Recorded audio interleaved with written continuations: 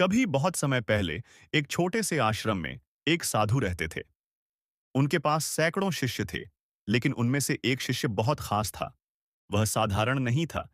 उसकी आंखों में लगातार एक बेचैनी थी, जैसे जीवन के हर रहस्य को अभी इसी पल जान लेना चाहता हो। वह अक्सर साधु से पूछता, गुरुदेव, जीवन का उद्देश्य क्या है?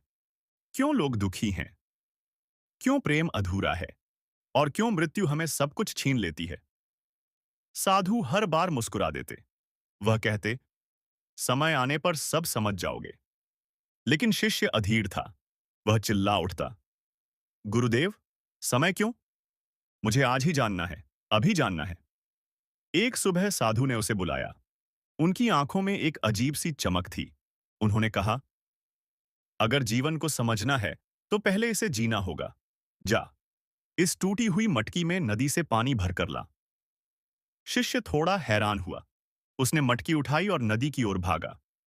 नदी में उसने घड़ा डुबोया, पानी भरा और जल्दी से लौटने लगा।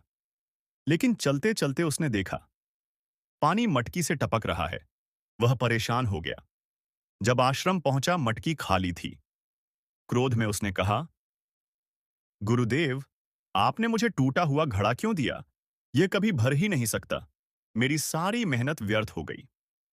साधु हंसे। उन्होंने कहा, यही तो तुम्हारा जीवन है। तुम्हारी आत्मा टूटी हुई मटकी जैसी है। तुम चाहे कितनी भी दौलत इकट्ठी करो, कितनी भी किताबें पढ़ लो, कितनी भी सफलताएं पालो, अंदर का खालीपन वैसा ही रहेगा। शिष्य चौंक गया।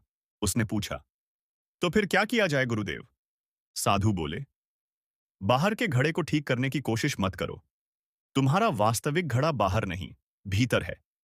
जब तक तुम अपने भीतर प्रेम, ध्यान और जागरूकता नहीं भरते, तुम्हारा जीवन अधूरा रहेगा। फिर साधु ने एक और रहस्य बताया। उन्होंने कहा, देखो, यह टूटी हुई मटकी पानी भले ही न भर पाई हो, लेकिन रास्ते में जहां जहां से तुम गुजरे, वहां की सूखी मिट्टी गीली हो गई। रास्ते के फूल पनप गए। पक्षियों को पानी मिला। तुम्हें लगता है तुम हार गए, लेकिन वास्तव में तुमने जीवन को सींचा है। शिष्य स्तब्ध रह गया। उसने कभी इस दृष्टि से सोचा ही नहीं था।